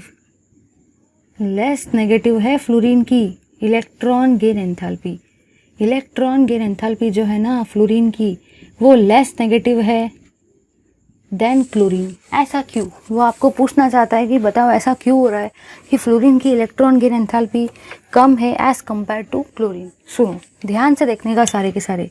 बुक के आंसर के पीछे भागेंगे तो समझेगा नहीं, कंसेप्ट भी तो आना चाहिए ना। तो अब मैं आपको समझाने वाली हूँ कंसेप्ट एकदम तड़ाके के साथ, सारे के सारे एकदम ध्यान से सुनो। सिर्फ मुझे एक बात बताना, सिर्फ आप लोग मुझे एक बात बताओ, एकदम जनरल एग्जाम्पल है। अगर किसी का घर बहुत छोटा है और किसी का घर बहुत बड़ा है, ठीक है।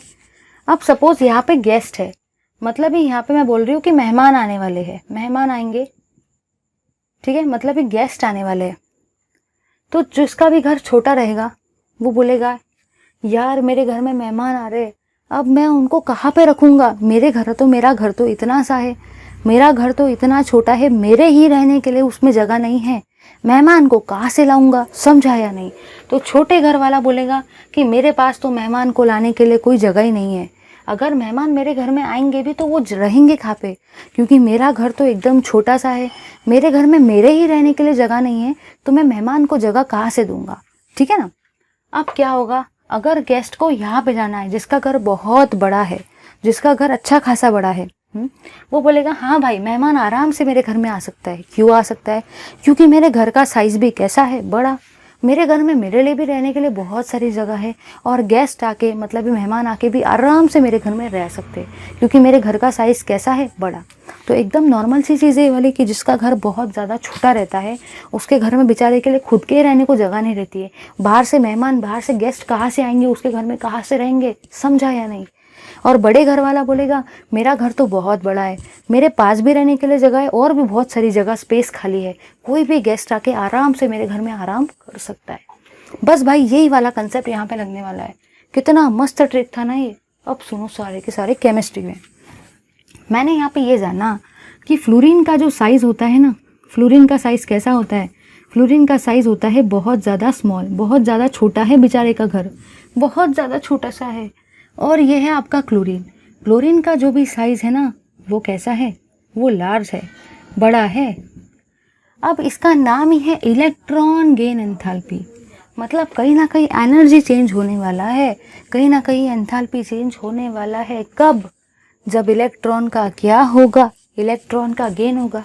चलिए भाई, अब इलेक्ट्रॉन की एंट्री यहाँ पे भी होंगी, इलेक्ट्रॉन की एंट्री यहाँ पे भी होगी। क्यों एंट्री हुई? क्योंकि नाम ही क्या है? Electron gain enthalpy. मतलब फ्लोरीन भी इलेक्ट्रॉन को गेन करना चाहता है और क्लोरीन भी इलेक्ट्रॉन को गेन करना चाहता है। ये फ्लोरीन का घर है जो कि बहुत छोटा सा है, और ये क्लोरीन का घर है जो बहुत बड़ा है। अब खुद ही बताओ, फ्लोरीन बोलेगा भाई मैं इलेक्ट्रॉन को लेना तो चाहता हूँ, मैं गेस्ट को घर में बुलाना तो चाहता हूँ, लेकिन क्या करूँ, मेरा घर ही बहुत छोटा है, क्या करूँ, मेरा साइज ही बहुत छोटा है। तो क्या इलेक्ट्रॉन मेरे अंदर आ पाएंगे? नहीं आ पाएंगे। और अगर मेरे अंदर इलेक्ट्रॉन आ भी गए तो क्या होगा? स्ट्रॉन्ग इलेक्ट्रॉनिक रिपल्शन होगा, स्ट्रॉन्ग इलेक्ट्रॉनिक रिपल्शन। रिपल्शन मतलब ये अपने लैंग्वेज में क्या, बहुत खतरनाक वाले झगड़े होने वाले हैं। किसके? हमारे तुम्हारे नहीं, इलेक्ट्रॉन और इलेक्ट्रॉन के बहुत खतरनाक वाले झगड़े होंगे। मतलब कहना मुझे ये है कि फ्लोरीन जो होता है ना, फ्लोरीन, उसका इलेक्ट्रॉन गेन एंथैल्पी बहुत कम होता है एज़ कम्पेयर टू क्लोरीन। उसका रीज़न क्या है कि भाई फ्लोरीन का साइज़ कैसा है? छोटा। अब जिसका घर है छोटा, क्या गेस्ट, क्या इलेक्ट्रॉन उसके घर में जा पाएंगे? नहीं जा पाएंगे। वो फ्लोरीन बोलेगा मेरा घर ही इतना छोटा सा है, मेरे ही रहने के लिए जगह नहीं है, गेस्ट को मेहमान को, इलेक्ट्रॉन को मैं कहाँ से जगह दूँ अपने घर में? जगह दे ही नहीं पाएगा बेचारा। और अगर जगह दे भी दी तो क्या होंगे? बहुत खतरनाक वाले झगड़े होने वाले। किसके? इलेक्ट्रॉन के। बहुत खतरनाक वाला रिपल्शन होने वाला है। अब क्लोरीन बोलेगा भाई मेरा घर बहुत बड़ा है, मेरे घर बहुत बड़ा है, मेरे लिए भी बहुत सारी जगह है, और कोई भी गेस्ट, कोई भी इलेक्ट्रॉन, कोई भी मेहमान मेरे घर में आसानी के साथ आ सकता है। इसलिए क्या ऑब्जर्व हुआ कि जो भी आपका फ्लोरीन होता है ना, उसकी इलेक्ट्रॉन गेन एंथैल्पी बहुत कम होती है एज़ कम्पेयर टू क्लोरीन। समझा या नहीं? अब आधे लोग बोलेंगे हमको रिटर्न फॉर्मेट में तो दो। तो भाई धीरे धीरे करके नोट्स अपलोड हो रहे हैं, आपको ये वाले चैप्टर के भी नोट्स PWA के ऐप पे मिल जाएंगे। ठीक है, धीरे धीरे अपलोडिंग चालू है, हो जाएगा वो भी। समझा या नहीं समझा? ले लो सारे के सारे इसका स्क्रीनशॉट। चलिए गाइस, अब after this problem now will switch to the next problem which is your problem number 7.5। चलिए ज़्यादा टाइम वेस्ट किए बिना डिस्कस करते हैं अपने प्रॉब्लम नंबर 7.5 को। आधे लोग बोलेंगे मैम प्रॉब्लम नंबर 7.4 में आपने 2p 3p ऑर्बिटल का क्यों नहीं बताया? भाई सुनो रे सुनो, बुक में एक्स्ट्रा इन्फॉर्मेशन दे रखी है। 2p 3p ऑर्बिटल ऐसे वाले इलेक्ट्रॉन गेन एंथैल्पी के पार्ट में डिस्कस नहीं हो पाएगा, वो करेक्ट नहीं रहेगा। मैं बता रही हूँ एज पर माई नॉलेज, लेकिन 2p 3p वाला जो साइट है, 2p 3p वाला जो प्रॉब्लम है, मतलब जो आपका सोल्यूशन है वो डिस्कस होगा प्रॉब्लम 7.5 में। प्रॉब्लम 7.5 उसके लिए बेस्ट है, प्रॉब्लम 7.4 में वो नहीं आएगा, इसलिए मैंने इतना ही बताया और इतना ही काम का है। ठीक है, चलिए देखते हैं ज़्यादा टाइम वेस्ट किए बिना अपने प्रॉब्लम नंबर 7.5 को।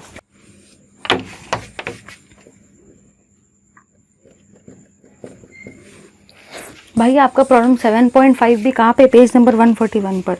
Bond dissociation enthalpy of fluorine is lower than that of the chlorine. वो आपको ये बोल रहा है कि जो भी आपकी बॉन्ड डिसोसिएशन एंथैल्पी है ना, बॉन्ड डिसोसिएशन एंथैल्पी, वो बोल रहा है कि जो फ्लोरीन के लिए है वो बहुत कम है। फ्लोरीन के लिए वैल्यू है 158.8 और जो क्लोरीन के लिए है वो ज़्यादा है। ठीक है, फ्लोरीन के लिए कम है और क्लोरीन के लिए ज़्यादा है। इनका वैल्यू भी दे रखा है किलो जूल पर मोल। यहाँ पे भी आपको क्या दे रखा है? किलो जूल पर मोल। वो आपको ये बोलना चाहता है कि बताओ बताओ रे बाबा बताओ रीज़न क्या है। उसने आपको ये बता दिया कि फ्लोरीन की बॉन्ड डिसोसिएशन एंथैल्पी कम होती है क्लोरीन से, बट वो आपको ये बोल रहा है कि इसका रीज़न क्या है। देखो क्या होगा ना, ज़रा ध्यान देना, एकदम ध्यान से। मैं आपको मॉडल की हेल्प से इसको समझाने वाली हूँ, सारे के सारे ध्यान से सुनो। ये मॉडल की हेल्प से जब आपको समझेगा ना, दिमाग में सारी चीज़ें एकदम क्रिस्टल क्लियर हो जाएगी। तो देखना यहाँ पे क्या है, F2 है, मतलब भाई आपके फ्लोरीन कितने हैं? आपके फ्लोरीन है यहाँ पे दो फ्लोरीन को मैंने लिया है। ठीक है, और यहाँ पे है क्लोरीन, इसलिए मैंने यहाँ पे किसको लिया है? यहाँ पे मैंने क्लोरीन को लिया है। ठीक है, अभी थोड़ी देर पहले क्या डिस्कस किया था कि फ्लोरीन का साइज़ कैसा होता है? छोटा होता है। अभी बताया था ना, फ्लोरीन का घर छोटा होता है। बेचारे के घर में मेहमान भी नहीं आ सक रहे थे, क्योंकि वो बोलेगा मेरा घर ही इतना छोटा है, मेरे खुद के रहने के लिए मेरे घर में जगह नहीं है, इलेक्ट्रॉन को, मेहमान को, गेस्ट को कहाँ से जगह दूँ? और क्लोरीन ने अभी बताया था कि मेरा घर बहुत बड़ा है, मैं खुद भी आराम से रह सकता हूँ, इलेक्ट्रॉन भाई साहब मतलब गेस्ट और मेहमान भी मेरे घर में आके आराम से रह सकते। समझा या नहीं? इसलिए फ्लोरीन के लिए मैंने छोटा लिखा और क्लोरीन के लिए क्या लिखा? बड़ा। अब सुनो, आधे लोग बोलेंगे साइज और बॉन्ड क्या है? बट भाई पता होना चाहिए ना, एटॉमिक रेडियस ही तो हम लोग बॉन्ड को लेके, एवरेज डिस्टेंस को लेके करते हैं ना। चलो यहाँ पे आ जाओ, फ्लोरीन के पास में भी है इलेक्ट्रॉन और क्लोरीन के पास में भी है लोन पेयर। क्लोरीन और फ्लोरीन दोनों के पास में क्या क्या है भाई? लोन पेयर है। बलून को दो आंखें मतलब ही क्या होता है? ये सबको बलून की तरह दिख रहा होगा। बलून को दो आंखें मतलब ही आपके क्या होते हैं? मतलब ही तो आपके लोन पेयर होते हैं ना। ये सारे के सारे क्या है? ये सारे के सारे है भाई आपके लोन पेयर। ज़रा ध्यान देना, अगर ये लोन पेयर इसका और ये लोन पेयर इसका बहुत एक दूसरे के बहुत ज़्यादा नज़दीक है तो क्या होगा? इन दोनों में बहुत खतरनाक वाले झगड़े होंगे, बहुत खतरनाक वाले इनके बीच में रिपल्शन होगा, बहुत खतरनाक वाला। ज़रा देखो, ये एक फ्लोरीन का है, ये सेकंड फ्लोरीन का है, ये दोनों एक दूसरे के बहुत ज़्यादा नज़दीक है। समझ जाओ, यहाँ पे आपका एक फ्लोरीन है, यहाँ पे सेकंड फ्लोरीन है। ये लाल वाले और येलो वाले क्या है? इनके लोन पेयर है। ये एक फ्लोरीन का है और ये सेकंड फ्लोरीन का है। ठीक है, लाल वाले लाल को दिया मैंने और ये येलो समझ लो। ठीक है, ये एक फ्लोरीन है, सेकंड फ्लोरीन। अब ये एक दूसरे के बहुत ज़्यादा नज़दीक है, मतलब यहाँ पे बहुत खतरनाक वाले रिपल्शन होंगे, बहुत खतरनाक इनके झगड़े होंगे, खतरनाक वाले बोलेंगे, क्योंकि ये दोनों कैसे हैं, एक दूसरे के बहुत ज़्यादा क्लोज है। क्योंकि फ्लोरीन का साइज़ कैसा है, फ्लोरीन का साइज़ छोटा है, तो बहुत क्लोज है, खूब झगड़े करेंगे एक दूसरे के साथ में, बहुत ज़्यादा। ठीक है, तो आप लोगों ने यहाँ पे क्या देखा, आप लोगों ने यहाँ पे देखा strong inter electronic repulsion, strong inter electronic repulsion,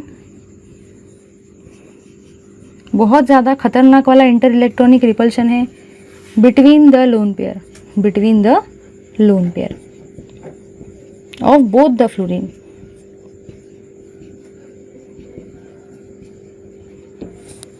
ठीक है, अब खुद ही सोचो, ये फ्लोरीन और ये फ्लोरीन के बीच में इतने खतरनाक वाले झगड़े हो रहे, इतने खतरनाक वाले इनके लोन पेयर के बीच में लड़ाई झगड़े हो रहे, उसके वजह से ये जो फ्लोरीन है ना, ये बेचारा फ्लोरीन बहुत ज़्यादा कमज़ोर हो चुका है, बहुत ज़्यादा वीक हो रहा है। वो बोल रहा है भाई मेरे आजू बाजू में बहुत ज़्यादा लड़ाई झगड़े हो रहे, बहुत ज़्यादा रिपल्शन हो रहा है, बहुत ज़्यादा खतरनाक वाले रिपल्शन हो रहे हैं, झगड़े हो रहे हैं। ये बेचारा एक फ्लोरीन, ये बेचारा सेकंड फ्लोरीन, बहुत खतरनाक वाले झगड़े हो रहे, जिसकी वजह से क्या हुआ, बेचारा फ्लोरीन का जो बॉन्ड है ना वो बहुत ज़्यादा वीक हो गया, बहुत ज़्यादा कमज़ोर हो गया। समझाया नहीं? इसलिए ये क्या होगा, इसलिए ये बहुत इजीली टूट जाएगा, बहुत इजीली, क्योंकि वो अपने आप में बेचारा बहुत परेशान है, बहुत ज़्यादा वीक है, बहुत इजीली टूट जाएगा। इसलिए तोड़ने के लिए एनर्जी भी कैसी लगेगी, तोड़ने के लिए एनर्जी भी कैसी लगेगी, कम लगेगी, क्योंकि वो बॉन्ड कैसा है, बेचारा बहुत ज़्यादा वीक है। क्यों वीक है? क्योंकि आजू बाजू में इलेक्ट्रॉन के बहुत खतरनाक वाले झगड़े चालू है, बहुत खतरनाक वाले इंटर इलेक्ट्रॉनिक रिपल्शन चालू है लोन पेयर में। अब क्लोरीन में क्या हुआ, एक क्लोरीन यहाँ है, एक क्लोरीन यहाँ है। आधे लोग बोलेंगे दूर दूर क्यों ड्रॉ किया है, अभी तो बताया था क्लोरीन का घर कैसा होता है, बहुत बड़ा। अब ये क्लोरीन है, ये क्लोरीन है, ये दोनों आराम से दूर दूर है। वो उसको बोलेंगे ठीक है भाई तू आराम कर, मैं भी आराम करता हूँ, झगड़े झुगड़े क्यों करे, दोनों आराम से रहते हैं डिस्टेंस पर, क्योंकि हम दोनों काफ़ी दूरी पर है। अब अगर इनके बीच में झगड़े नहीं होंगे तो ये वाला बॉन्ड कैसा रहेगा, ये वाला बॉन्ड स्ट्रांग रहेगा। क्लोरीन बोलेगा देखो मेरा घर भी है बड़ा, मेरे घर में मेहमान गेस्ट भी आराम से आ सकते हैं, इलेक्ट्रॉन भी आराम से आ सकते हैं, मेरा साइज़ भी है बड़ा, मेरा घर भी है बड़ा, मेरे घर में झगड़े भी नहीं हो रहे, मेरे घर में रिपल्शन भी नहीं हो रहे लोन पेयर के बीच में। इसलिए मैं कैसा हूँ, इसलिए मैं कैसा हूँ, बहुत ज़्यादा स्ट्रॉन्ग। इसलिए मुझे तोड़ने के लिए, मेरे बॉन्ड को तोड़ने के लिए, मेरे बॉन्ड को डिसोसिएट करने के लिए भी एनर्जी कैसी लगेगी, ज़्यादा। तो समझा या नहीं? फ्लोरीन के केस में फ्लोरीन का साइज़ है छोटा, बेचारे का घर है छोटा, रिपल्शन बहुत खतरनाक वाले होंगे, झगड़े बहुत खतरनाक वाले होंगे, किसके बीच में, लोन पेयर के बीच में। इसलिए ये बेचारा बहुत कमज़ोर हो जाएगा, बहुत वीक हो जाएगा, बहुत कम एनर्जी लगेंगी, इजीली टूट जाएगा। क्लोरीन में क्या होगा, दोनों आराम है, घर का साइज़ बड़ा है, झगड़े नहीं होंगे, इंटर इलेक्ट्रॉनिक रिपल्शन भी नहीं होंगे, बोलेगा मैं तो बहुत ज़्यादा कैसा हूँ, स्ट्रॉन्ग हूँ, इसलिए उसकी बॉन्ड डिसोसिएशन एंथैल्पी भी कैसी है, ज़्यादा। अब आधे लोग बोलेंगे इतने से इतने सारे देर में इतना सा पढ़ाया, लेकिन सुनो ना, अगर बहुत सारा पढ़ा देती थी तो शायद सब कुछ दिमाग के टेंजेंट से निकल जाता था। अपन को वैसा भी तो नहीं करना है ना, सब घुसना तो चाहिए। दिस शुड नॉट हैपन कि यहाँ से आया और यहाँ से निकल गया, ये ऐसा होना चाहिए, यहाँ पे आया और यहाँ पे गया, यहाँ पे गया ही नहीं। ठीक है, thank you very much for watching this video. अब इतने अच्छे वीडियो के लिए कमेंट लाइक तो बनता ही है, please do like share comment and subscribe to our channel. Thank you very much guys and for your comments also, thank you very much, keep watching my videos.